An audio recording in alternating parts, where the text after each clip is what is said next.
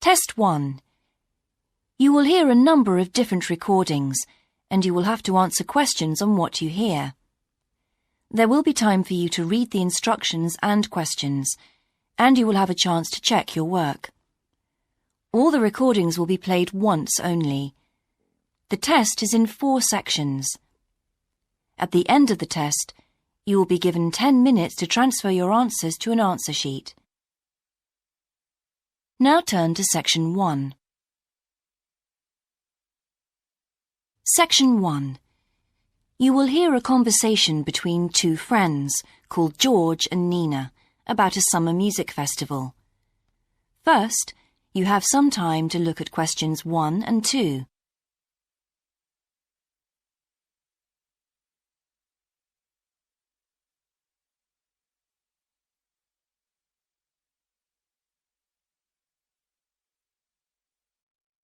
Now we shall begin. You should answer the questions as you listen, because you will not hear the recording a second time. Listen carefully and answer questions 1 and 2. Hi, George. Glad you're back. Loads of people have phoned you. Really? I felt just like your secretary. Sorry. I went into the library this afternoon to have a look at a newspaper and I came across something really interesting. What? A book? No, a brochure from a summer festival, mainly Spanish music. Look, I've got it here. Spanish music? I really love the guitar. Let's have a look. So what's this group, Guittarini? They're really good. They had a video with all the highlights of the festival at a stand in the lobby to the library, so I heard them. They play fantastic instruments, drums and flutes and old kinds of guitars. I've never heard anything like it before. Sounds great. OK, shall we go then? Spoil ourselves? Yes, let's. The only problem is there aren't any cheap seats. It's all one price. Well, in that case, we could sit right at the front. We'd have a really good view. Yeah, though I think that if you sit at the back, you can actually hear the whole thing better. Yes. Anyway, we can decide when we get there. Before you hear the rest of the conversation, you have some time to look at questions 3 to 10.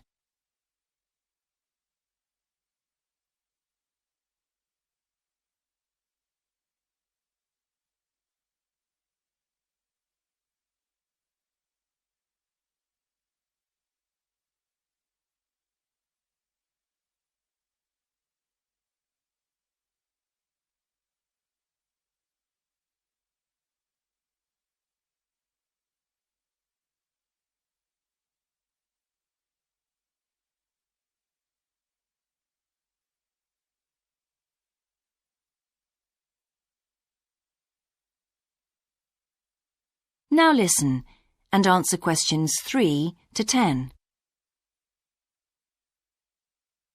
So will you fill in the form or shall I? I'll do it.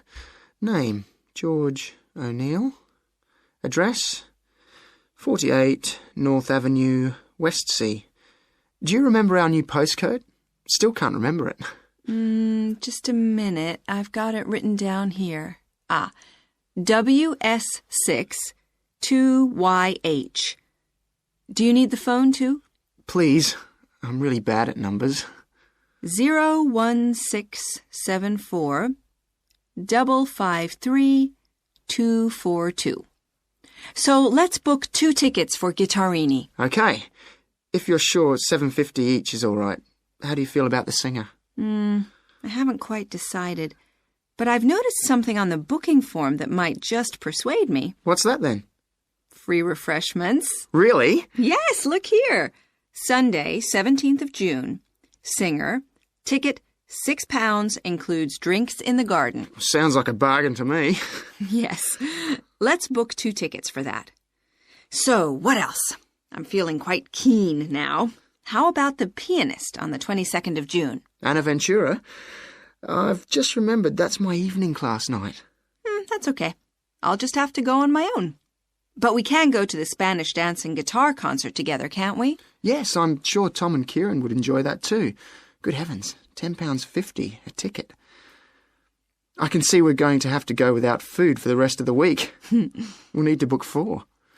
Wish we were students. Look, children, students, and senior citizens get a 50% discount on everything. If only. That is the end of section 1. You now have half a minute to check your answers.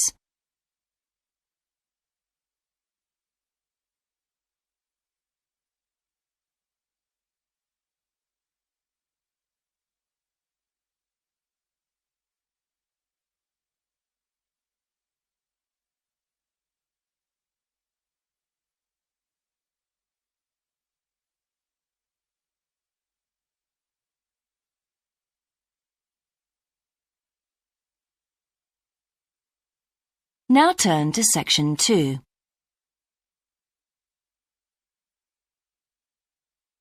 Section 2. You will hear the education officer of a dinosaur museum giving information to some teachers who are planning a school visit. First, you have some time to look at questions 11 to 15.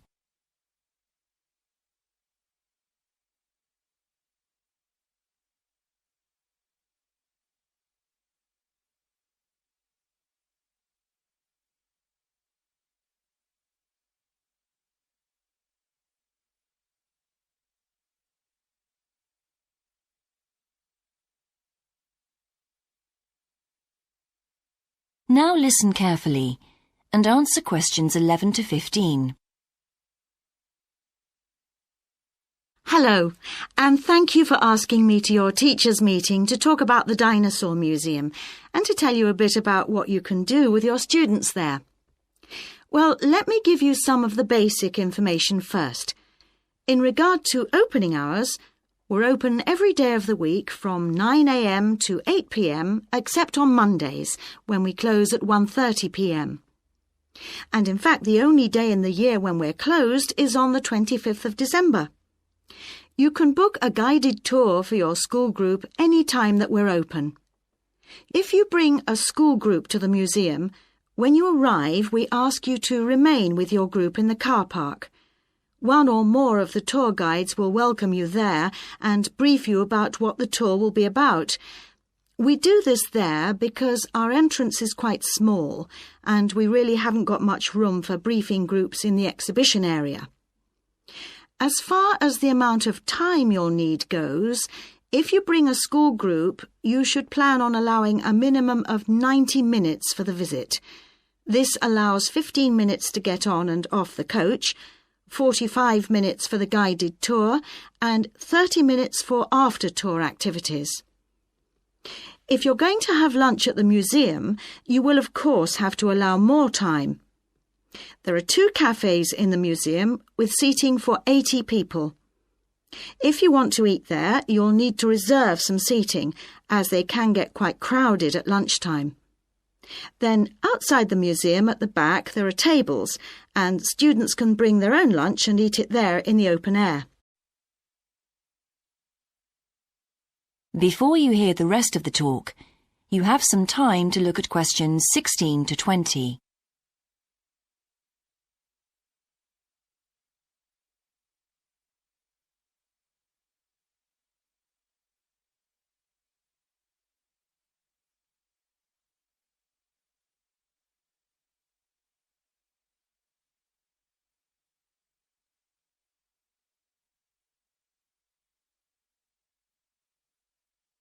Now listen and answer questions 16 to 20.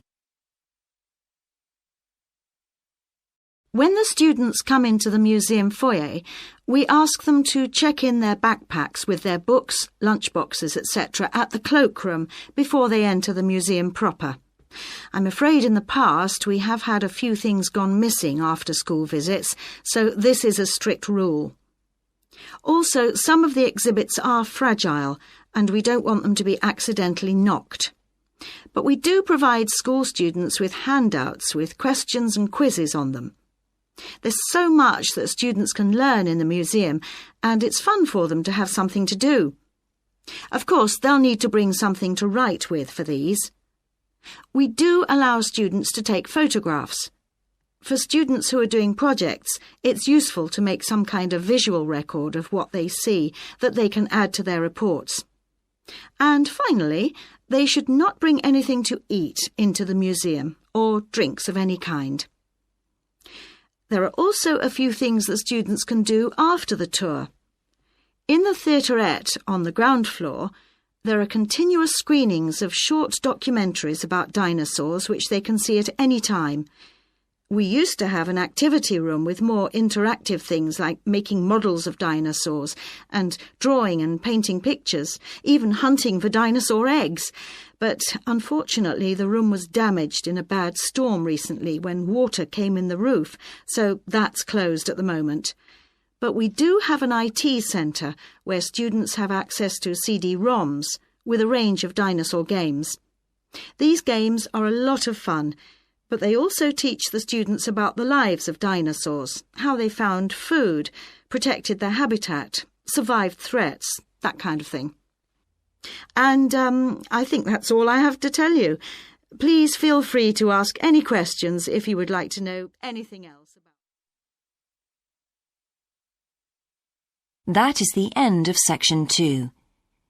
You now have half a minute to check your answers.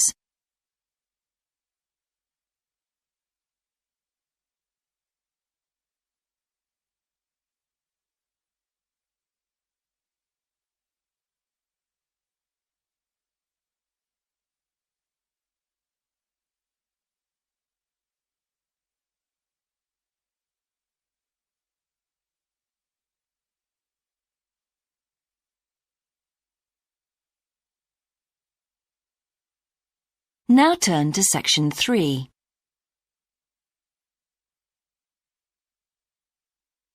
Section 3. You will hear a student called Sandra talking to her tutor about a draft proposal she has written for a competition. First, you have some time to look at questions 21 to 24.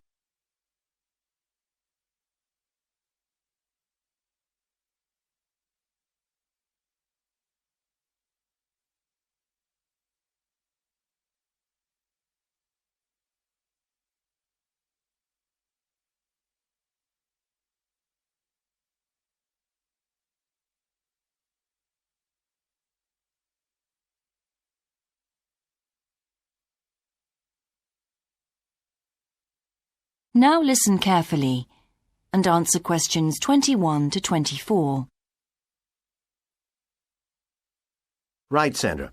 You wanted to see me to get some feedback on your group's proposal, the one you're submitting for the Geography Society field trip competition. Uh-huh. I've had a look through your proposal, and I think it's a really good choice. Oh.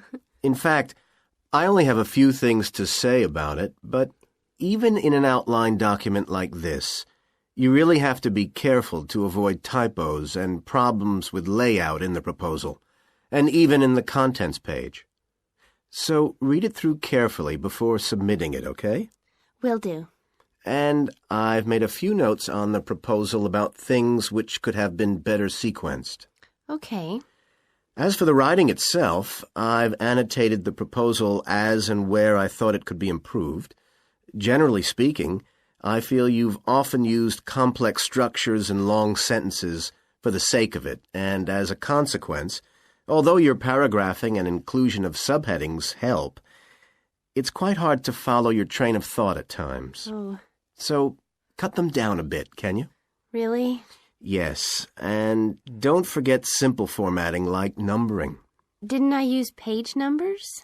I didn't mean that. Look, you've remembered to include headers and footers, which is good, but listing ideas clearly is important. Number them or use bullet points, which is even clearer. Then you'll focus the reader on your main points.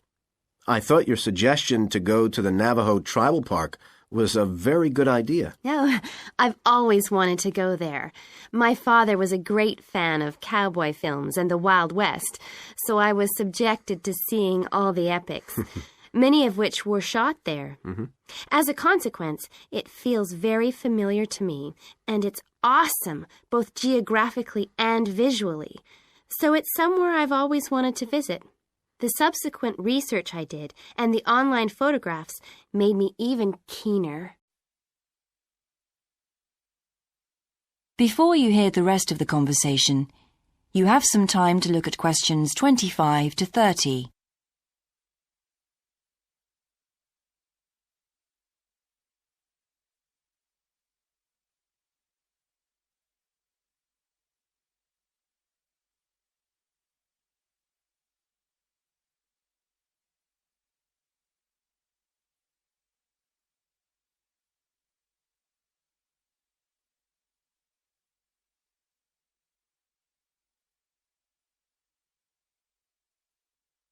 Now listen and answer questions 25 to 30. Interesting. Right, let's look at the content of your proposal now. Did you find it comprehensive enough? Well, yes and no. You've listed several different topics on your contents page, but I'm not sure they're all relevant. No? Well, I thought that from the perspective of a field trip, one thing I needed to focus on was the sandstone plateau and cliffs themselves. The way they tower up from the flat landscape is just amazing. The fact that the surrounding softer rocks were eroded by wind and rain, leaving these huge outcrops high above the plain. It's hardly surprising that tourists flock to see the area. Well, yes, I'd agree with including those points. And then the fact that it's been home to Native American Navajos and all the social history that goes with that. The hardships they endured trying to save their territory from the invading settlers. Their culture is so rich. All those wonderful stories. Well, I agree it's interesting, but it's not immediately relevant to your proposal, Sandra. So, at this stage, I suggest you focus on other considerations. I think an indication of what the students on the trip could actually do when they get there should be far more central, so that certainly needs to be included and to be expanded upon. And I'd like to see something about the local wildlife and vegetation, too. Not that I imagine there's much to see. Presumably the tourist invasion hasn't helped. Okay, I'll do some work on those two areas as well. But you're right, there's not much apart from some very shallow-rooted species. Although it's cold and snowy there in the winter, the earth is baked so hard in the summer sun that rainwater can't penetrate. So it's a case of flood or drought, really. So I understand. Now, before we look at everything in more detail, I've got a few factual questions for you. It would be a good idea to include the answers in your finished proposal, because they're missing from your draft. Fine. So you mentioned the monoliths and the spires, which was good. But what area does the tribal park cover? Do you know? 12,000 hectares, and the plain is at about 5,850 meters above sea level. Larger than I expected. Okay, where's the nearest accommodation? That's a practical detail that you haven't included. Have you done any research on that? Yes. There's nowhere to stay in the park itself, but there's an old trading post called Goulding quite near. All kinds of tours start from Goulding, too. What kind of tours? Well, the most popular are in four-wheel drive Jeeps, but I wouldn't recommend hiring those. I think the best way to appreciate the area would be to hire horses instead and trek around on those. Biking is not allowed, and it's impossible to drive around the area in private vehicles. The tracks are too rough.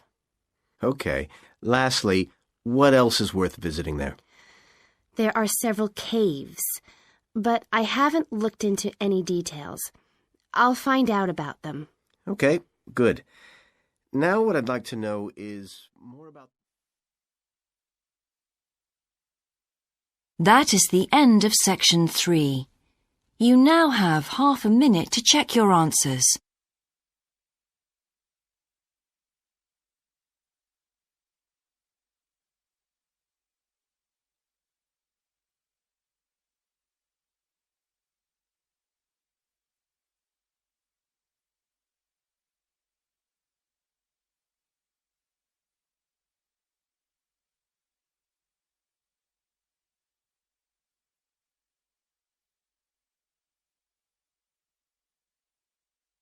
Now turn to Section 4.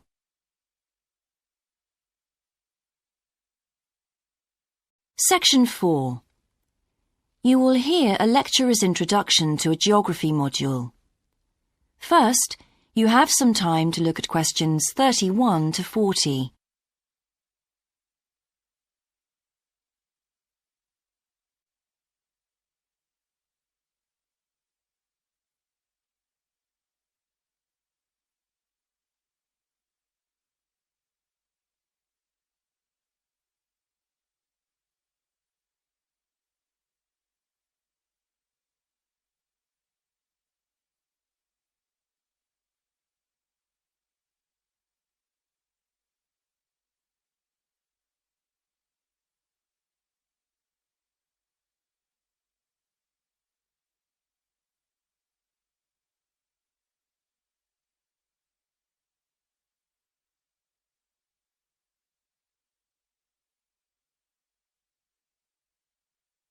Now listen carefully and answer questions 31 to 40. So, welcome to your introductory geography lecture. We'll begin with some basics. Firstly, what do we learn by studying geography? Well, we learn a great deal about all the processes that have affected and that continue to affect the Earth's surface. But we learn far more than that, because studying geography also informs us about the different kinds of relationships that develop between a particular environment and the people that live there. Okay, we like to think of geography as having two main branches. There's the study of the nature of our planet, its physical features, what it actually looks like, and then there's the study of the ways in which we choose to live and of the impact of those on our planet. Our current use of carbon fuels is a good example of that. But there are more specific study areas to consider too, and we'll be looking at each of these in turn throughout the semester. These include biophysical geography, by which I mean the study of the natural environment and all its living things. Then there's topography. That looks at the shapes of the land and oceans. There's the study of political geography, and social geography too, of course, which is the study of communities of people. We have economic geography, in which we examine all kinds of resources and their use, agriculture, for example. Next comes historical geography, the understanding of how people and their environments and the ways they interact have changed over a period of time. And urban geography, an aspect I'm particularly interested in, which takes as its focus the location of cities, the services that those cities provide, and migration of people to and from such cities. And lastly, we have cartography. That's the art and science of map making. You'll be doing a lot of that. So, to summarise before we continue, we now have our key answer. Studying this subject is important because without geographical knowledge, we would know very little about our surroundings and we wouldn't be able to identify all the problems that relate to them. So, by definition, we wouldn't be in an informed position to work out how to solve any of them.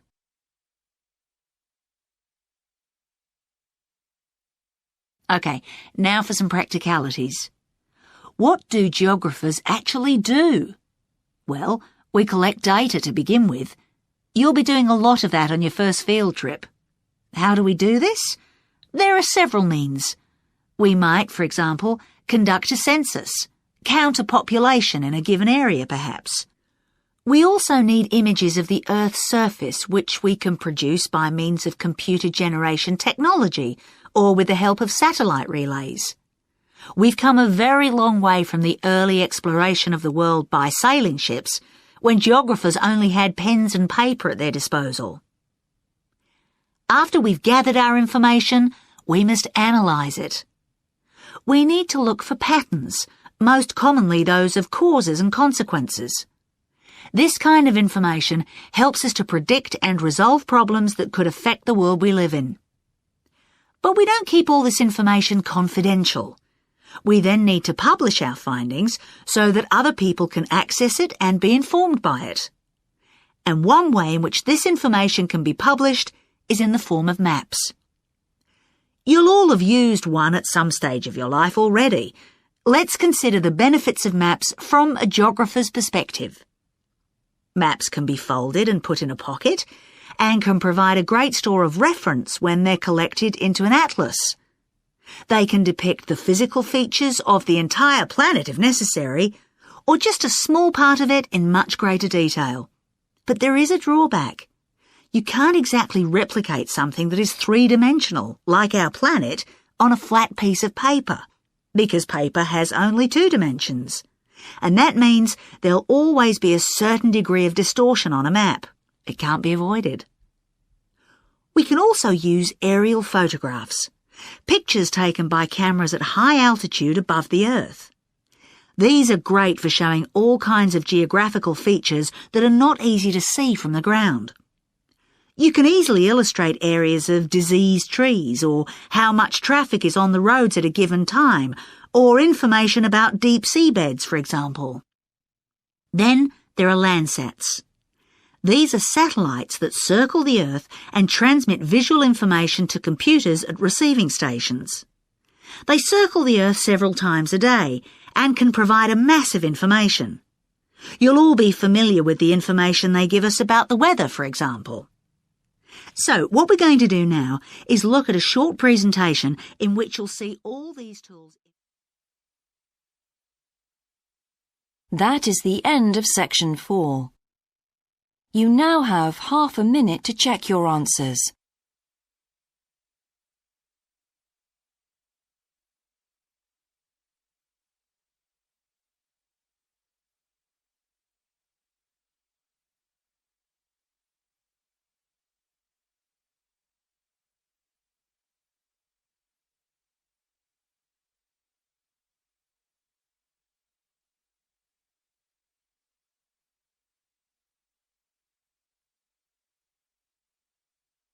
That is the end of the listening test.